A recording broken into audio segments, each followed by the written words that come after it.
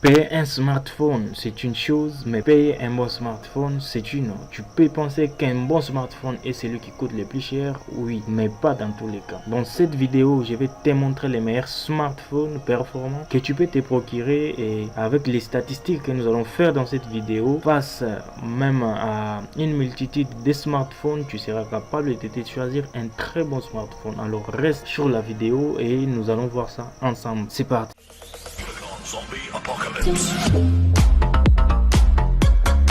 Bonjour, je m'appelle Landry Mpanga, bienvenue sur ma chaîne où je publie les astuces informatiques chaque semaine qui peuvent t'aider à résoudre tes problèmes informatiques par toi-même. Alors si c'est ta première fois de visiter ma chaîne, abonne-toi déjà en cliquant sur le bouton rouge à droite de ton écran. Alors, face à une offre pléthorique, acheter un smartphone n'est pas une chose aisée, indépendamment du prix, des performances, de l'autonomie ou soit des aptitudes pour la photo, à prendre à capturer des bonnes photos. Il faudra aussi d'abord bien déterminer votre usage et vos priorités avant de choisir votre smartphone. Alors, les meilleurs smartphones au meilleur prix, dans l'absolu, ça n'existe pas. Alors, selon les classements de certaines agences comme CNET France, alors CNET France a sélectionné les meilleurs smartphones à se payer ou soit à se procurer pour pouvoir vraiment vous réjouir. J'ai sélectionné pour vous 7 meilleurs smartphones que vous pouvez vous procurer et qui sont très performants pour vous. Les liens de tous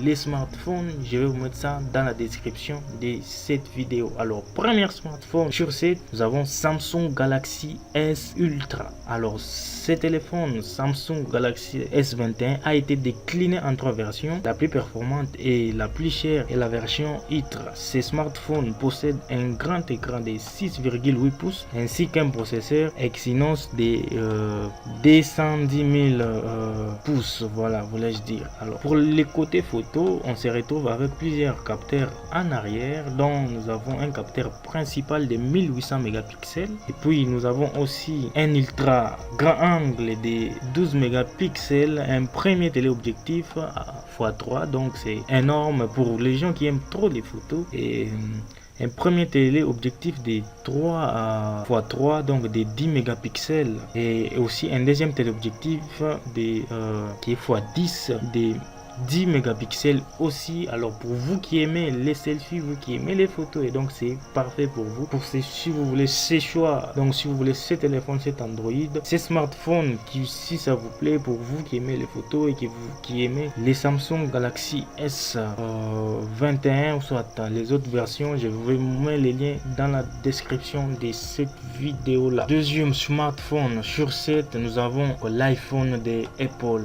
L'iPhone 12 Pro, comme vous le savez bien, hein, l'iPhone 12 Pro qui est venu. Alors, l'iPhone 12 Pro est l'un des modèles les plus aboutis de la firme Microsoft, comme vous le savez bien, de la firme, voulais-je dire, à la pomme, donc ça veut dire Apple. Alors, il est compatible avec la 5G, les nouveaux designs aussi, il y a un nouveau design pour ça, et pour la partie photo, il est complété par un lidar donc très performant. Donc, performance, comme on le dit souvent avec l'iPhone, c'est 5 étoiles. Les smartphones d'Apple cumulent les arguments et fait figure de référence sur le marché du haut gamme, comme je l'ai dit. Donc la firme à la pomme avec l'iPhone 12 Pro, c'est au top. Donc si vous voulez ce téléphone là, c'est mieux pour vous. Si vous voulez vous en procurer, les liens je vous mets dans la description. C'est un téléphone très performant, c'est pourquoi ça vient en deuxième position. Troisième smartphone sur 7, nous avons OnePlus 8T, et donc pas encore des modèles T Pro, pas encore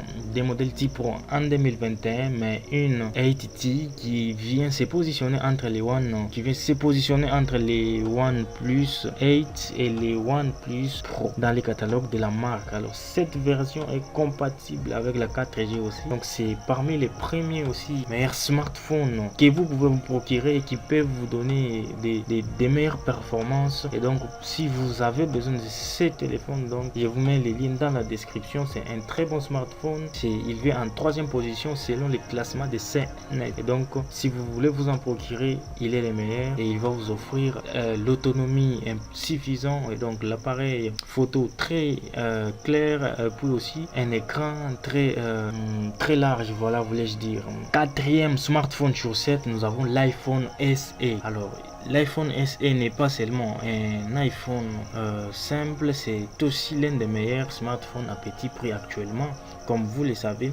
Sinon, le design il est très proche de celui de l'iPhone 8. Et puis à l'intérieur, on retrouve le dernier A13 Bionic qui est équipé des iPhone 11. Alors pour les changements, ça va bien au-delà d'une simple modification des spécifications, avec des gros progrès sur la partie photo et surtout l'autonomie de cet iPhone qui est je dirais très parfait. Et donc pour l'autonomie pour ce téléphone, vraiment c'est au top. Pour l'appareil photo, c'est amélioré. Pour aussi l'écran, comme vous le savez très bien, pour l'iPhone il est toujours au top. Et donc raison pour laquelle cet iPhone vient en 4e position, parce qu'il y a un peu de divergence entre l'iPhone 12 Pro ainsi que l'iPhone SE. Et donc il y a une différence que moi aussi je n'ai pas réussi à dénicher, mais je ne sais pas pourquoi CNET France a classé ça comme ça. Et donc si vous voulez vous procurer ces téléphones, les liens je vous mets ça dans la description. 5e smartphone sur 7, nous avons le OnePlus Nord.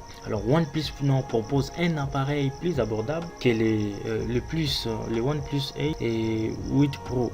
Alors avec une fiche technique tout aussi alléchante, au menu nous avons un design, un écran AMOLED, voulais-je dire AMOLED, et donc c'est une marque d'écran avec l'affichage à 90 GHz, et puis il est compatible avec la 5G. Il est équipé d'une mémoire de 8 Go et à part, et puis une autre mémoire de 120 Go qui est toujours à l'intérieur.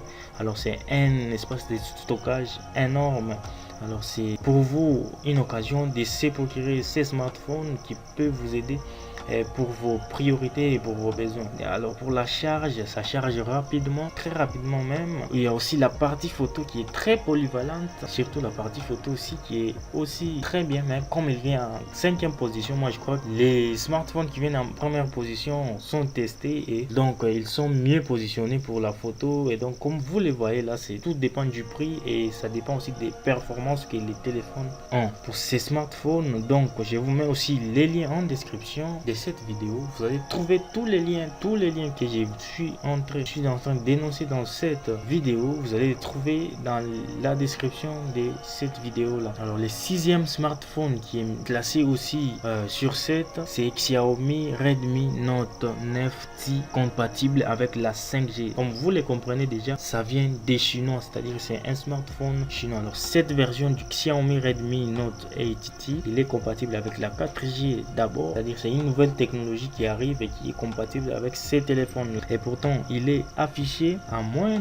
des fois même des 300 €, ou soit 300 $ sur des plateformes de vente en ligne comme eBay ou soit Amazon. Alors cela a été possible grâce à l'intégration d'un processeur Mediatek qui est Dimensity.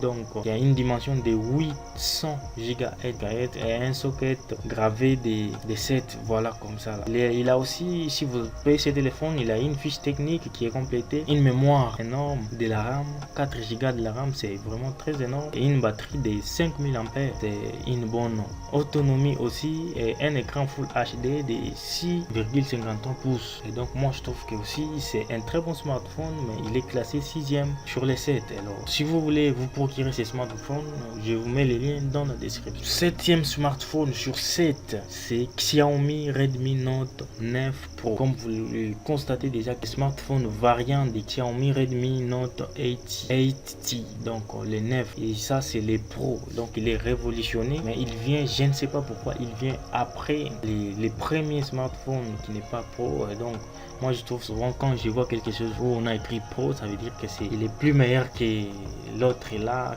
qu'on n'a pas ajouter juste les petits lames Pro.